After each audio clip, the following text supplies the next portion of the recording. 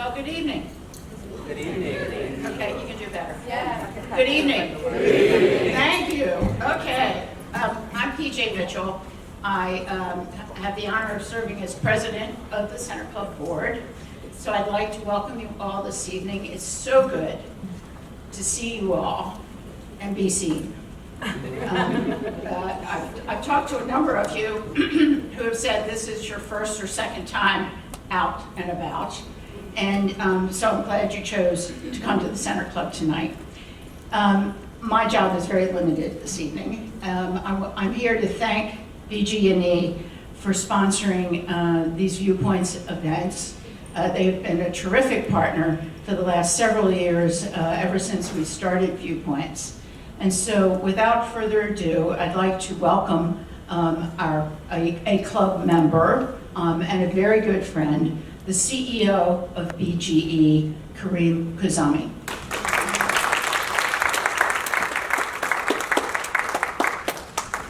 Thank you, and hello everyone. Welcome to Viewpoints. As PJ said, I'm Carim Khouzami, the CEO of BGE, and it's my pleasure to be here with you tonight, and it's actually my pleasure to be in person with you here tonight, as PJ said. We've all been through a lot the last year and a half, and we've all been working hard to help our community. You know, Baltimore is coming back stronger than ever, mainly because of the efforts of so many people in this room here tonight. As many of you know, BGE is a proud sponsor of the Viewpoint series. Viewpoint aligns so well with our company's steadfast commitment to diversity, equity, and inclusion. At BGE, DEI is what makes us better, and it's what is at the heart of everything we do. Be it our workforce, our suppliers, or our community partners, DEI is the lens through which we do everything and how we operate. At BGE, one of the best ways we serve the community is by creating opportunities. For example, in 2020, we spent $464 million, or about 44% of our total spend, with diverse suppliers, and nearly half of that was spent in Maryland. That's more than just numbers. That translates into real, tangible jobs and real economic impact for the region.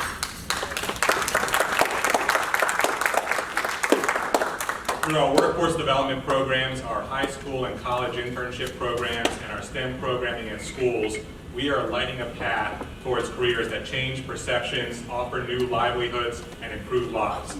Tonight's featured speaker, Brittany knows about shifting perceptions and preparing young people for meaningful and sustaining careers. Through the organization she found, B360, she helps move dirt bike riders out of traffic and into real, meaningful, educational and career opportunities. I told a few of you this evening that my father, who's also a member, saw that I was introducing Brittany this evening, and he said, "Wow, what an impressive CEO." And I said, "Dad, you've never said that about me." He said, "Well, she's done a lot more than you have." So I am very excited and looking forward to hearing from her. I think all of you will really benefit and enjoy the engaging and inspiring conversation. So again, welcome to the Viewpoint series this evening, and thank you again for coming out tonight. I'll turn it over to Lynn now.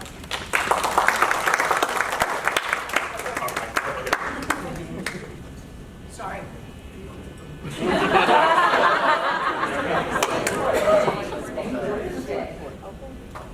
Good evening, everyone. Good evening. Good evening. How's everyone doing? I'm like PJ. Good evening, everyone. Great. Thank you, Carim. Thank you so much. I'm not a person that believes in reading to people, but sometimes someone's their background is so impressive that you don't want to miss any part of it. So I want to, before we get started, talk to you and tell you a little bit about Brittany. The first thing is, you know, you go through these things and you agree to do something, and then you walk in your room and like, Brittany, and you're like, no, I've known you for like 10 years, so, you know, you just didn't put it together. So I'm so honored to be here to introduce you, Brittany, and moderate. So Brittany's a native Baltimorean, and this is when I felt like I need to do more. She has programmed nuclear plants, developed medical devices, planned satellite explorations, but finds the most satisfaction in her roles in education, problem solving, and service to her community. After the incarceration of her minor brother as an adult, she became empowered to create solutions to funnel talent. She taught technology in Baltimore City schools and was project manager for the Baltimore City Community College STEM Scholars Program. In 2017, Brittany launched B360, an organization that utilizes dirt bike culture to end the cycle of poverty, disrupt the prison pipeline, and build organizations and communities through STEM education. Since launching in 2017, the organization has served over 7,000 students. I think that just deserves a round of applause. Hired 30+ dirt bike riders and worked to shift the culture. Brittany is a 2021 Baltimore Business Journal Technology Leader, a 2020 TED Fellow, Baltimore Business Journal 40 Under 40, Leading Woman of Maryland, and more. In 2020, she was handpicked by Mayor Scott to join his transition team. Some of her network accolades include Baltimore Core, Social Innovation Lab at Johns Hopkins University, number 8 Baltimore Startup, 2018 Echoing Green Fellow, 2018 OSI Baltimore Fellow, 2018 Social Innovator of the Year, 2019 Center Club Trailblazer in Humanitarianism, and her work has been, get this, featured on Today's Show, Kelly Clarkson, NPR, Johns Hopkins, CBS, Forbes, The Baltimore, The Washington Post, Teen Vogue, Red Bull, Toyota. Don't you feel like you haven't been doing enough, right? It's Brittany's hope that she can help reimagine city planning and government best practices and provide a model for culturally relevant programming and curriculum. She wants people to recognize and appreciate the natural genius and talent in cities and to provide opportunity for people's passions. Brittany sees herself as a socio-economic engineer connecting talent and passion with resources and opportunity. Welcome, Brittany. We are now on to the technical screening.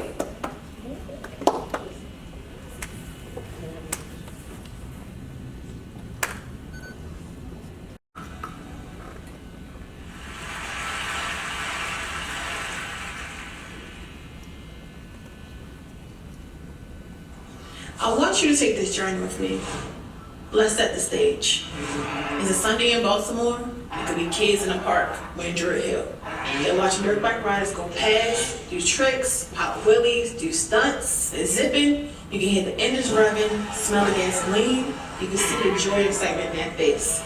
Someone's probably learning how to fix their dirt bike because the parts are way too expensive to buy. Then they can go to school.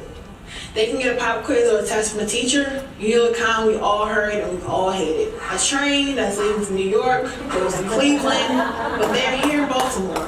How does this relate? They don't get it, they failed the test, and now they can hate school. Then the world can be turned upside down. They can get on Facebook, on Instagram, get a call or a text. They can watch as their friend can become a hashtag. A kid in the wrong place at the wrong time, lost to the streets, lost to the system, or lost to gun violence. Or a kid that could be arrested for a dirt bike. Because in my city, it can be a misdemeanor for possession of a dirt bike. This can be a likely story for black kids across the country. In cities like Miami, Cleveland, Atlanta, Philly, whatever place had the dirt bike task force.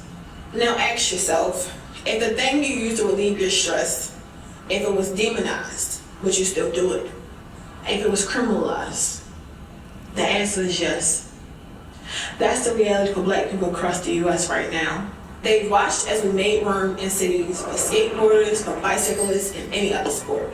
They can watch TV and see it on X Games, the Olympics, on ESPN. The style of riding can be seen in ad campaigns and films. But in Baltimore, what do they have to look forward to? What do riders get from all of it? No space, no outlet, just typical narrative. Like I said, this is a common story. I was a kid in a park. I wanted to be just like the big dirt bike riders, but I hate the fall. Instead, I became like Bill Nye the Science Guy.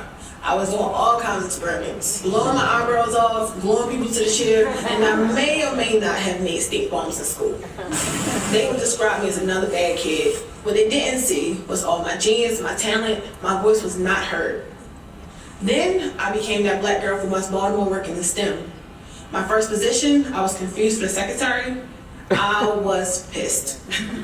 But it lit a fire in me, so I get more people in the industry. And in 2013, that's what I started doing, working in small groups with kids and students, teaching them STEM activities. Then in 2014, I lost my little brother to the prison system. In 2015, I lost all faith in the system, period. The world watched, following the Friday Great Uprising as Baltimore burned. I wondered, when were people going to listen? Where were the solutions? And where was the investment into my community? In 2016, I broke the system and became the founder and CEO of B360, carving out a new lane. I went back to my experience in the park. I thought about the kids fixing their bikes. Those are skills people use to pay the bills, just like mechanics and mechanical engineers. We leaned into STEM, S, science. The science behind popping the best really putting a dirt bike at 12 o'clock is a physics equation. T, technology. The technology needed to get the best radial tires so you don't have frictional asphalt. E, engineering. The engineering needed to fix and repair your dirt bike, but to also get the best noise. M, mathematics. The math needed for the gas to oil ratio so your dirt bike does not explode. Then I took it a step further. I thought about the riders.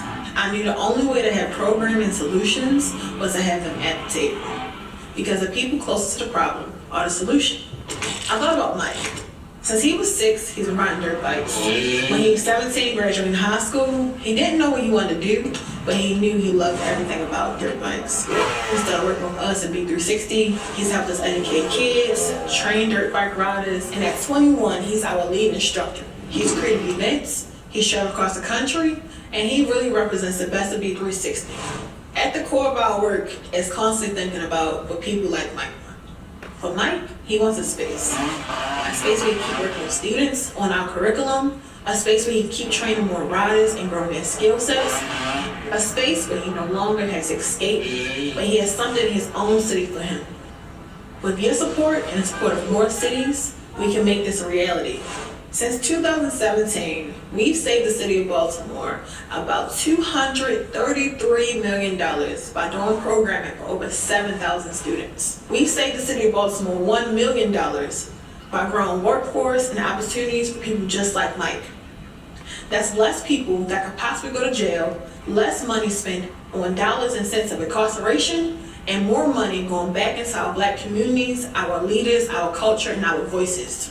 We don't need your black squares, we don't need your campaigns, but what we do need is your dollars and cents behind us to make real change.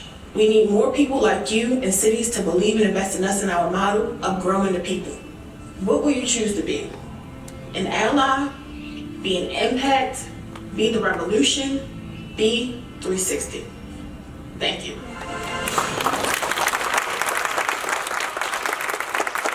Updates before we get started. So I don't know what they are, so we can only imagine that they'll be, super impactful. So. A lot of them, yeah. First, I want to acknowledge my students in the back. Most people don't know. Most people don't know I even been called teachers since they were in like 5th grade, and I can say I'm definitely just always proud of them, and I appreciate them. And one of my biggest things with the TED Talk was being able to film it here in Baltimore and then have them in it, because I can't hear a story about them. So I just want to give them some claps.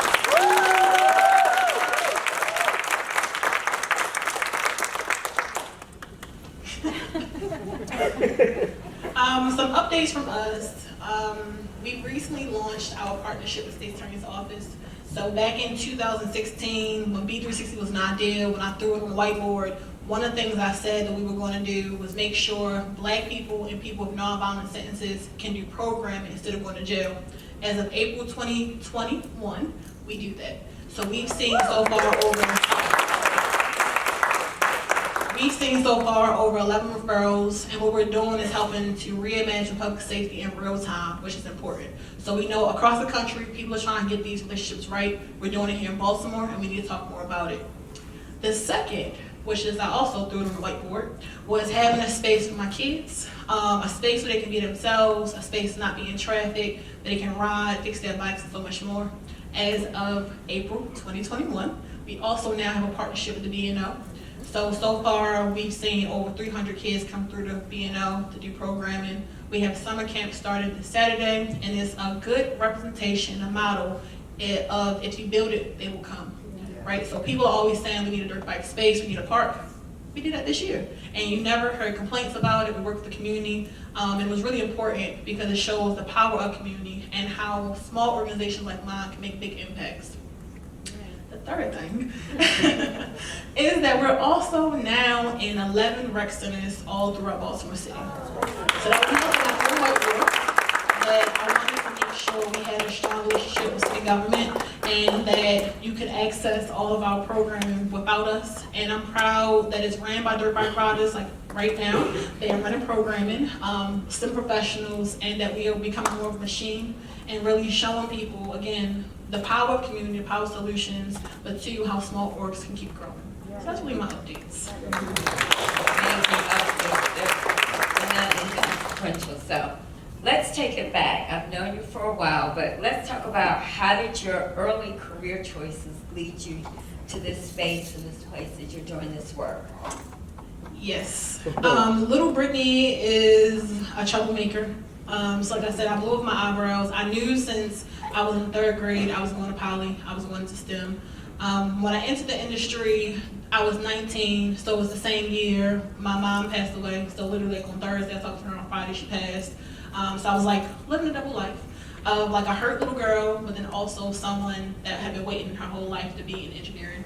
I started as a chemical engineer, so I worked at NASA and APL and McCormick, and I sound really old saying all those things. But my first week, I would say I wasn't heard of seen. I was confused for a secretary, and that lit that fire in me. But I've always been Brittany, the troublemaker that was coming, it's blazing, and so that's really how I entered the industry. Was not really letting them shape me, and by and bad trouble. Bad trouble. And by the time I was 20, I was a published first author with no PhD. Wow. Okay. So as you think about, the word role model is thrown around a lot, but as you chart this path or keep going, what kind of research? How did you prepare? Where did the confidence come from to do all of this? Or for a young lady or young man that wants to kind of follow a similar path, where do they go? Where's the research? There actually wasn't research because we didn't really have internet then. I was looking at encyclopedias. My parents got me my first chemistry set when I was in 1st grade. So I was one of those kids who went to school and was bored, and that caused me to fight a lot. And so in that frustration of what can we get Brittany, I'm like, oh, give me a chemistry set. I started building a science guide, and I'm like, wow, something blew up, I want to do that too. And they let me be my best self. So I would say to parents and to students, don't be afraid to push the buttons. Now it's so much more resources for girls and for women, and for like Black people in general, where we can see ourselves in positions in industry. But I would say, figuring out how to get a mentor is the first step. Second, don't ever think your dreams are too small, just go for it. And then third is know that people will tell you no, but tell yourself yes, and what happens if you succeed. So you start this path and, you're like, I don't know. So what was the first win? You talked about a series of things, all these impactful things you're doing now, but what was the first win that said, okay, I'm on the right path with this? I would say getting started, having the courage. So back in 2016, when this was an idea, I was in Baltimore Core's Elevation Awards. So it was a $10,000 planning grant, and Darius is here, so I'm gonna shout him out. I was also in the Social Innovation Lab at Johns Hopkins. So that same day that I found out the application was due, I wrote it in class, and something in me just said, just write it. You can figure out the rest later, and that's really what said it. That was our first win, was Baltimore Core, Social Innovation Lab at the same time. I would say our second big win, which I think put me on the right track and aligned us, was Aqua Green.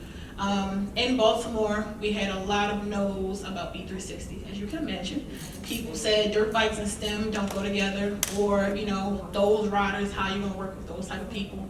and Equitable Green sowed a seed into us and to B360. And then I went from teaching from 2016 to 2018 while working engineering, while working at community college. I'm tired of talking about that. To then having the muscle behind us with that strong win to go full steam ahead as a full-time B360 employee.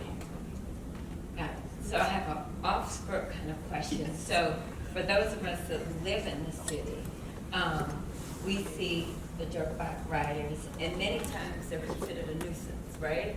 And it's a stereotype, or they think there's crime behind it or something bad behind. How is your work? How have you combated that to get the support that you need for your efforts? My work is right there in the back seat. So I think for me, of course, I started B360 because I was frustrated with those narratives, and I was tired of seeing and hearing how Black men are always ostracized. But really working with Deron, working with Damon, Tony, all of the students we started with, in real time, I could see the difference. But our first public thing we landed was the front page of the Baltimore Sun. If anyone is familiar with the Baltimore Sun, they never had good things to say about dirt bike riders. So anything from gun-toting criminals to people who ride lawlessly to just the worst of the worst. That story took 2 years to get to the Sun, and Brittany did an amazing job, and I think that's what set the tone for any media that came after. So that was the Forbes, the Teen Vogues, NPR, the Today Show, whatever else will be on in the future, but really rewriting that narrative and making people realize the issue we have with dirt bike riders is not even that it's dirt bikes. It is that we see Black people sometimes a certain way who need to be controlled, as opposed to people who need to do programming. So constantly showing them that yes, kids ride dirt bikes, girls ride dirt bikes, women, they're just regular everyday people, has really started transforming people's imaginations. But the harder job is undoing systemic racism, which is not my burden to carry. All right, so there's always this question like, what my day looks like. So the question is, what did you do at work yesterday? I'm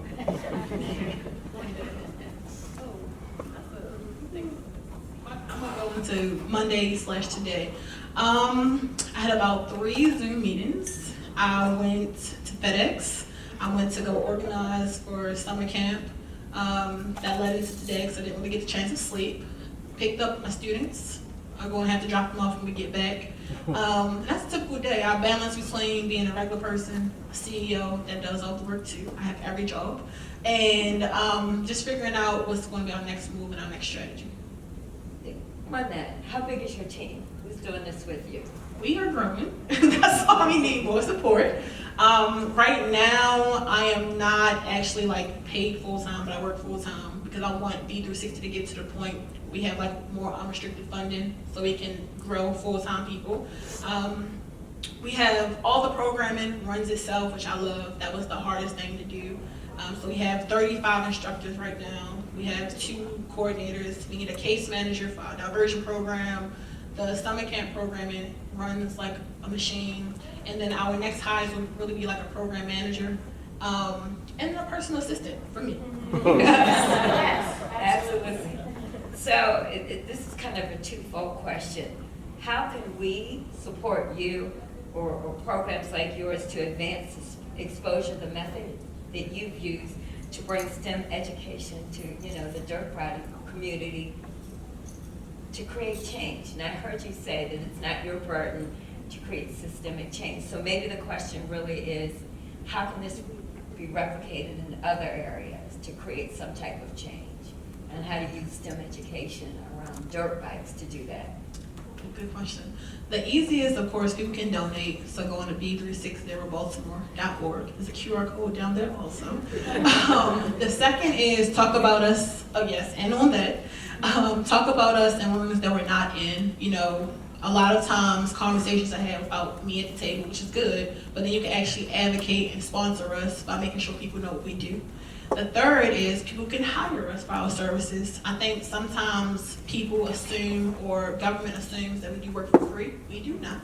We are a business, so we would love to work with Philly, Detroit, Miami, Cleveland, all of the major dirt bike cities to be able to spread B360. And we are actually working on packaging our curriculum to do just that. So we want to be in schools, we want to be in after-school programs, and we want to be able to work strategically with any and everyone with dirt bike riders.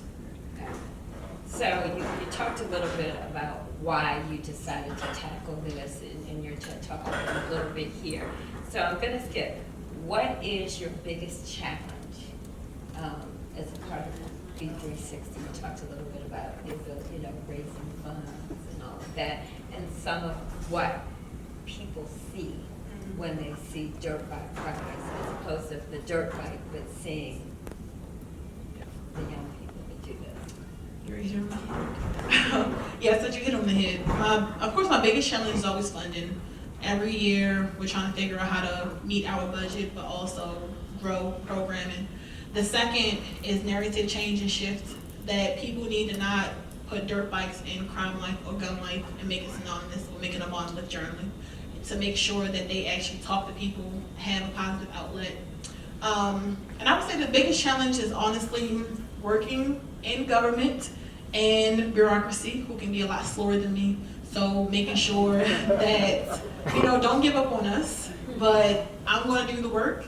I just need it to be more resources and better access so I can do it easier. So that's one of the biggest challenges, getting around a lot of red tape to make B360 more accessible.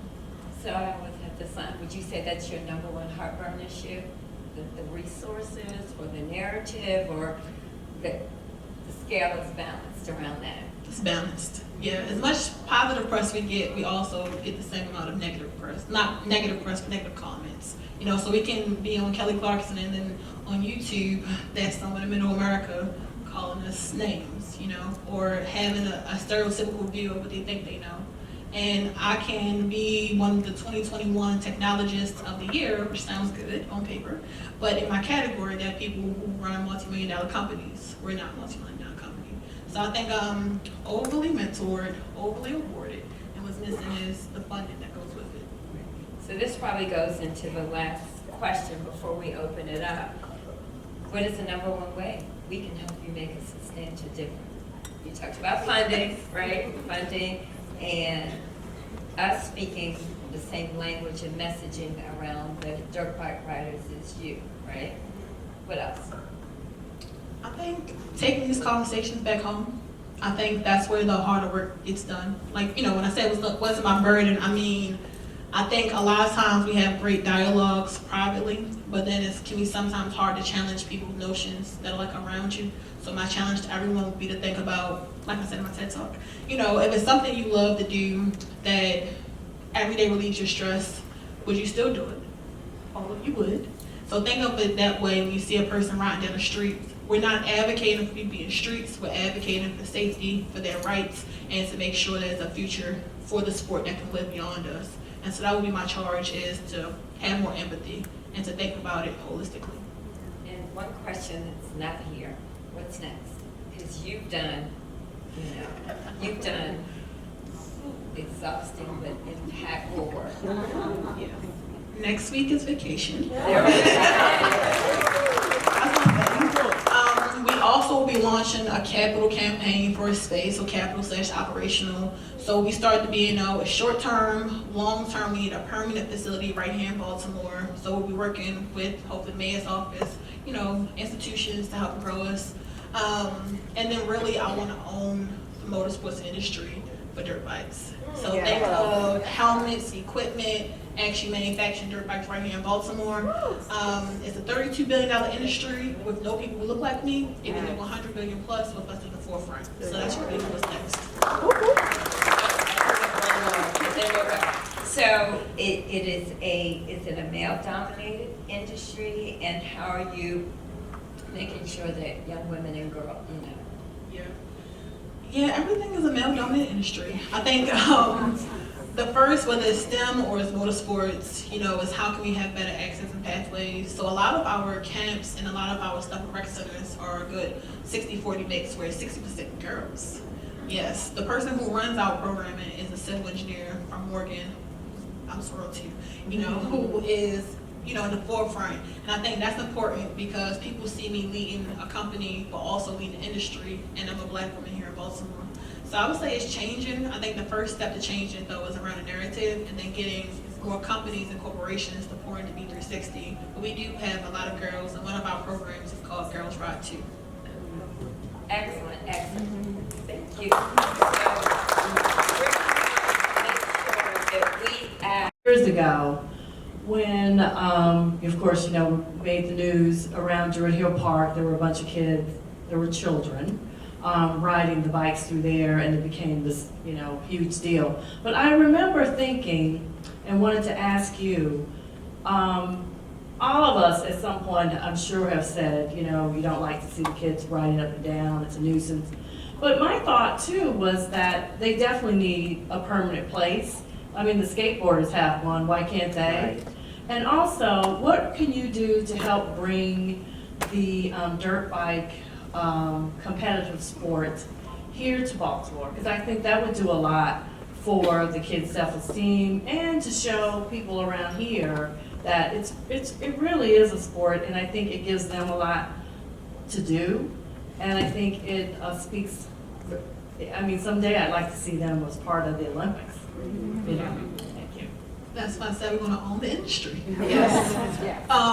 So your first question was, how can we advocate for safe spaces? One is policy reform. Most people don't know possession of a dirt bike in Baltimore can be a misdemeanor, right? So that means you need to talk to your city council to get it changed. Again, we are on the same side of not wanting people to be in traffic, but possession makes everyone a criminal. So yes, our students, myself, we do the B&O is illegal. The second thing is we've done 70 events with like Red Bull and some other industry leaders, so we want to do more of those. But the conflict we have is like a lot of companies see B360 or this sport as a money grab as opposed to want to help us build an equitable pipeline and having space. So my challenge is now getting corporations to sow seeds in the B360 in our programming, so that of course we can work on marketing, work on storytelling, but we need it to be done the right way. And I haven't seen that many companies who are doing it the right way yet. But we have created our own events. We actually had our first one since COVID 3 weeks ago. So we had about 600 people come out to B&O. They saw a show from all of our students and our older riders to do just that as we're working on reshaping and shifting the motorsports industry. Good question. Hi, Brittany. Hey. How you doing? Good. So my question is, can you tell a story about one of the students that you've mentored that has gone on to accomplish more? Some of those are barely looking over the chair back, so I think I'm looking for something a little older. Well, they've accomplished a lot, and Deron is being shy. So I can start with them, and then I'll talk about older people. Oh, he wants to talk? Come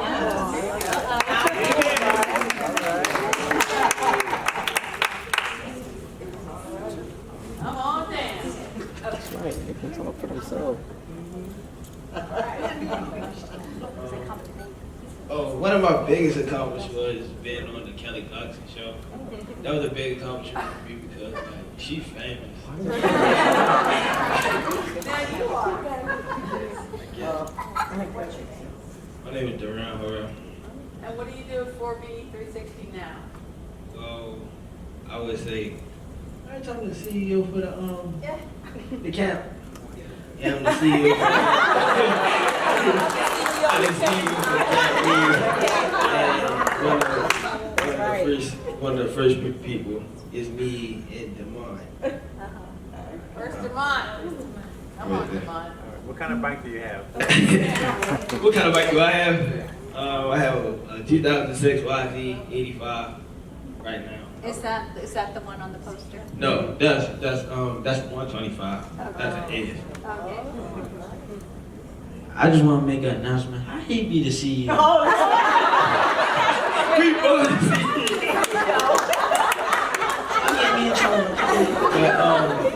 Like I feel like B360 is just boosting up my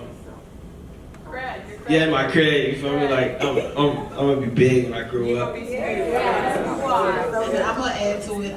So Deron and Demond are both under 16. So how our program works, if you're under 16, you're in programming. If you're over 16, you're in workforce. So we hire you and train you, go through the same curriculum.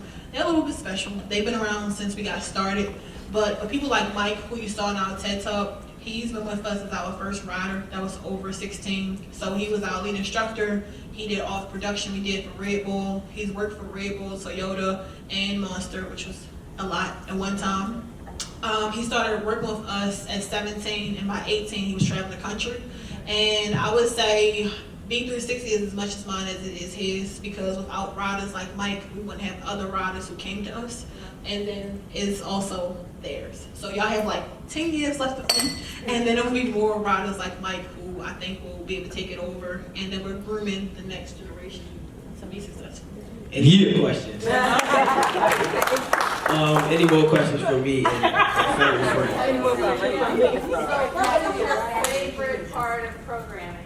My favorite part of programming, it's just like you learning a lot about dirt bikes and STEM, because people think STEM and dirt bikes don't go together, which is false. Because if you break it down, STEM and dirt bikes are the same exact thing. Like the science of the dirt bike is like the science of the dirt bike. You gotta do like you can find out like the kinetic energy about the throttle work in a dirt bike, technology of the dirt bike, the engineering, you fixing your bike, and the mathematics, like the ratio of mixing your gas and stuff like that. So that just breaking down STEM and putting it towards dirt bike. Melody, we had 2 questions over here. Next question.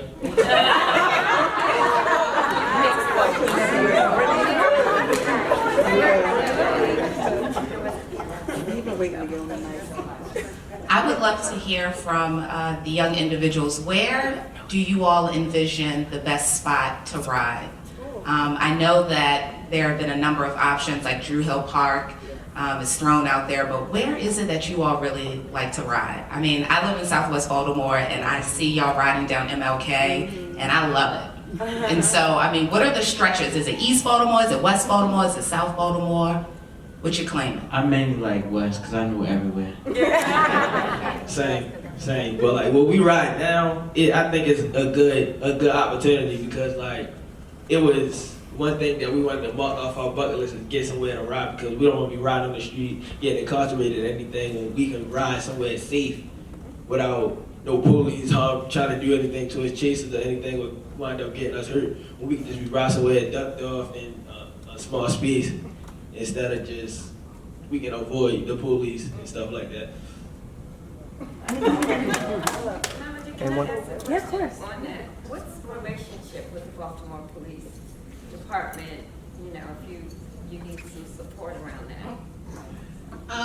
We have a good relationship. So we don't have an issue with police, we have an issue with policy. And so the BPD is one of the people that had to also agree to our diversion program. I think a lot has happened with BPD and riders because of the policy that people didn't talk about. And I would say, of course, it's growing, it's changing, it needs to be more. But right now, there is no dirt bike police task force because of B360. We want to keep it that way. The diversion program has been going really well, and they gave that blessing. And what we look forward to is working intentionally and close with them and all of the dirt bike police task force across the country to make sure we have programming. That's my political answer. Wanted to ask a question? Yeah, actually, I don't get mic. We had another one. Oh, I'm sorry. Yeah, it's okay. I can just talk. Yeah, go ahead. So, Brittany, did you 12 the bike or? She can. So, but listen, I'm very impressed by both your confidence and like your presence right now is an inspiration even to an adult. So I appreciate I love to hear like you know what you guys are doing and the kind of impact that you're making with the team, because you have many other choices to make, and this is a great choice for you to make. I, as a student, like learning geometry, I didn't understand how that was going to apply to my life, right? So right now, you're doing something you're super passionate about and learning all this stuff about science, right? It sounds like it's like partner and athlete.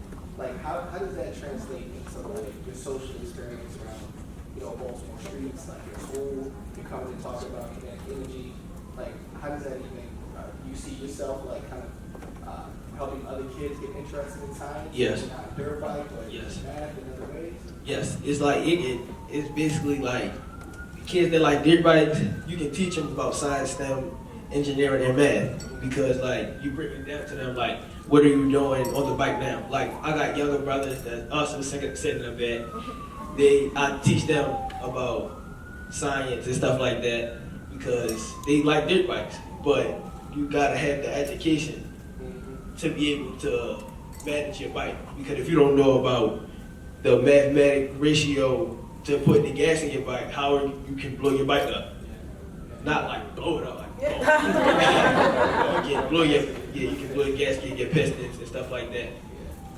And like the engineering of your bike, it's a motto called if you can't fix it, you can't ride. It's like, so meaning that if you fix your bike, if you know the maintenance of your bike, then you can ride it. But it, like say if you ride and I didn't teach them anything, they just want to ride, if something happens to their bike, it's going to be, oh, what did I do? But if they already know, like, okay, so this happened, so I'm ahead of it, I know what to do. So that's how I impact my life and teaching other kids. 14. Wow. Yes.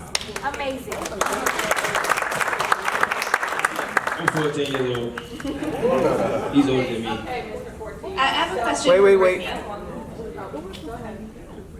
Brittany, this is Chi-Chi asking, not as the Chi-Chi that sits here completely in awe of you, but the Chi-Chi that is the director of the city's Department of General Services. And so my question is career progression related, and it's kind of two-part. Nationwide, there is a shortage of mechanics, of folks in the trades. And so my first part is, are you partnered at all with Baltimore City Schools? Because we have a work-study program with Morvo and Edmonton where we're getting the youth that are in junior and senior and getting them to work in our garages. And second, is there an opportunity for us to work together for that pipeline? Because we do have a small engine mechanic shop that I would love to be able to source your talent. Yes. One of the things we want is actually to have a mechanic apprenticeship program for B360. That's what we're saying about, just better resources, less bureaucracy so we can get through red tape. But imagine you take a training course from Daron and Damon around dirt bikes and you actually have your apprenticeship, like your master's apprenticeship. So that's what we want for B360. So I would love to figure out how we can partner together because my answer was already yes.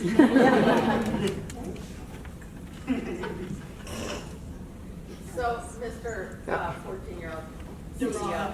Daron. Mr. Daron, CEO. Daron. So, I think the question that he was alluding to earlier is, so how does this play in school with your peers? What? You break that down to me, please. Rephrase your question. So like this type of intelligence. Oh. Yeah. I get it now.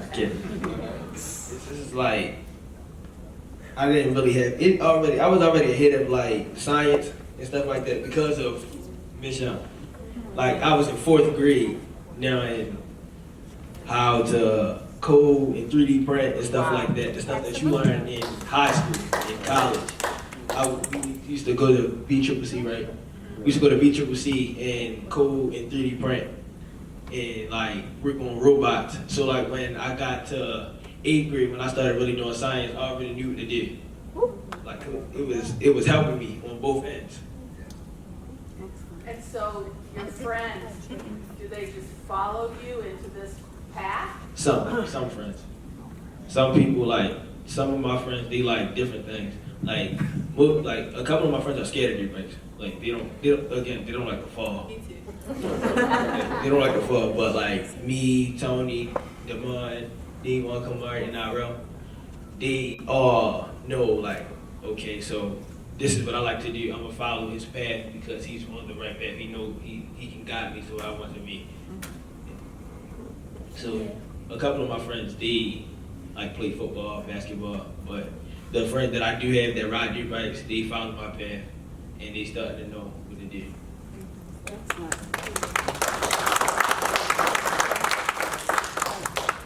So, Brittany, I've seen you on CBS, and I've heard you on NPR the other day, and you were talking about having a dirt bike park.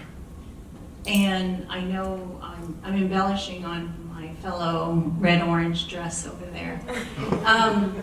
The size of the park, what would that be? What would that look like? Can we get an idea of, is it off of, like, I think Luana was saying, like Druid Hill Park, or is it somewhere off of Hillen Parkway? So if you can elaborate on that, and then also an extension on that question was the X Games. I kind of caught wind of that part, and I was like, wow, that's so exciting to have that influence and that future projected to these children. And it's very awe-inspiring. Yeah, first part of your question. So right now, the B&O, we have about 2.3 acres. We outgrew that our first week. So we are looking at 35 plus. But the important part about having the B&O space is that it's showing people you can have a physical, tangible space right here in your backyard. So we're right in the middle of West Baltimore. The mechanism to how we got it and acquired it is the important part. You know, a lot of people have the not in my backyard neighborhood, not in my backyard mentality, but we work with the B&O, BPD, the Southwest Gateway Partnership to ensure it. So the space we're looking at, 30 plus acres. We have to do the work to figure out where it will be. So we're with dirt bike riders, young and old. We completed a feasibility study already. The next part is just actually putting together where it should be, what's out there, and then raising the funds towards it. And then the X Games part, I think Deron and Damon and all of them know this. The possibility is limitless, you know. So I wouldn't even say it's X Games because it could be something else for them. It's really going to be whatever they decide for them in B360. But I think what's important about them is that they already advocate for themselves and know that it can go far. And that was the part to making B360 from the beginning. I applaud you. Yeah. Brittany, just wanted to say, over here, wanted to say thank you, of course, for your service. I wanted to give first comment and then just a very quick question to the two gentlemen that are up there.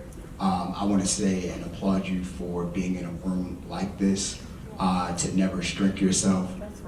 Thank you for being bold. Thank you. Outspoken. And I say this with all due respect to the people that are in this room, that we have a responsibility to always make sure that they are magnified, that we always command and that we call them by their names, and that we call them and we respect them by who they are. The second thing I say is that, Brittany, I know you talked about public policy and of course, to my dear colleague, Chi-Chi, clearly as a senior advisor to the mayor, one of the things that I want to know is, what's the one public policy thing that you want to see done clearly away with by next year? Possession of a dirt bike being a misdemeanor. Got it. Thank you.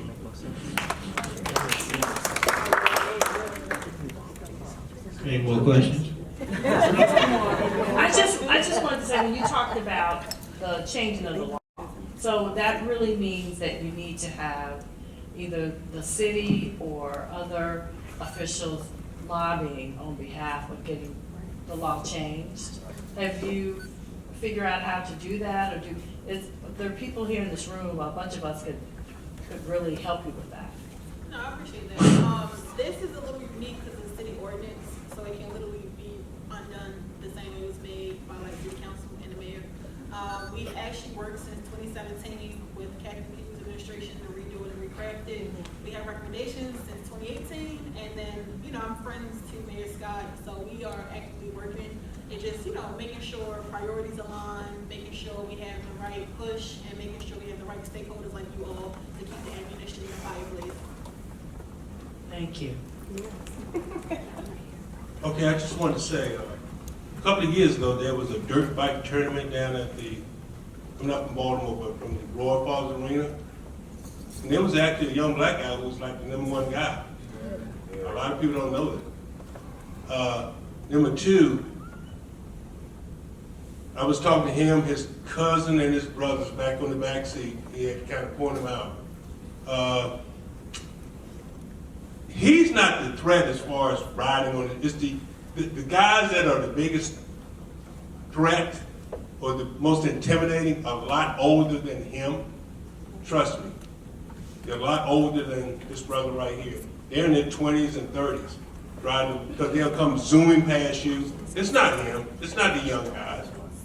And what do you do about that? I mean, because of an older person such as myself or my wife or whoever, and you come, you know, one of the pocket rockets, what we call them down in D.C. in the district, what do you do? I mean, it's not him. I don't think it's the younger guys.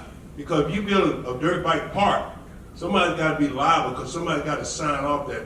Is the city going to be liable for anything? I mean, that's a whole different, it's not easy to say, hey, we're going to build a dirt bike track. Somebody's got to be liable.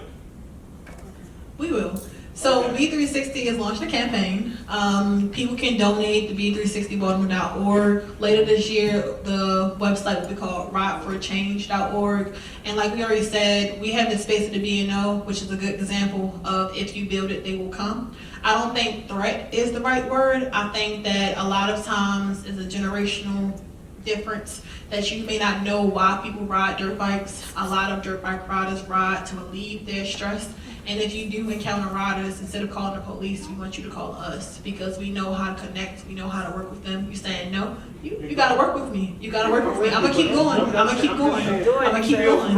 I'm not saying a threat. Feel threatened. My wife is not gonna sit and call you. Why? She's not gonna call anybody. She's just gonna feel threatened. And she's gonna be all jacked up when she gets home or doing the ride. I mean, that's just the reality. Nobody's gonna call the police on the dirt bike ride. Nobody's gonna do it. We're not gonna do it. You just feel ticked off. Whoa. But I think conversations like this are important. The older riders in the program, or they would have came today. So I think having dialogue, you will understand why people ride, so you won't feel threatened, but you'll maybe have a better understanding. So earlier when Ms. Lynn asked me what did I want from people, it's empathy. So I want you to go home and activate your empathy, your emotions, and how you would feel if you didn't have a space in your own city, and how you would feel if people thought you were a threat in your own city. What about the guy riding? What's his responsibility? To work with me and get out of traffic. Should he feel empathy on the Yes. citizen? Yes. Are you going to confront him? Yeah, Yeah. not confront, I'm but gonna work hold you with. to it. I'm gonna hold you to Hold it. me to it, because I already know it. Okay. I like it. What's your name? Make sure you get my information. I certainly will. Thank you. Because I've been on the dirt bike a long time ago. You did all that down in this. Right, so you did it. So you saying, You've been through all that. so you already did it. You've been through all this. You did. We've been through all that. I just want to offer any suggestions I have, any support. We've been through all that. Thank you. So, Mayor for life, Mary Burke. thank you, Mr. Green. It is 7:13 going on 7:15. I think this dialogue was so impactful, and having our young men here to share their perspective. Can we give them another round of applause?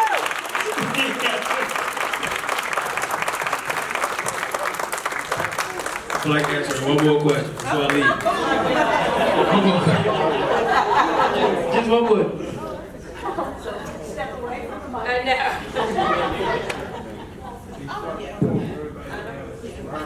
Final thoughts. And I would say I love these kind of conversations. I think everyone knows I'm passionate about our work, but also about our kids, and about moving Baltimore forward. And I love the good comments, I love the bad ones, and I think without a mixture of both, you can't get to a resolution. So I welcome it, and if you want to do this again, let's do it again with more people. I just want to thank everybody. Appreciate you. It's a blessing to be here. Not all kids can experience what we experience. So like to be right here is a blessing. And thank you again. I just want to let y'all know that it was a big blessing, but next time it's going to be $100 per hour.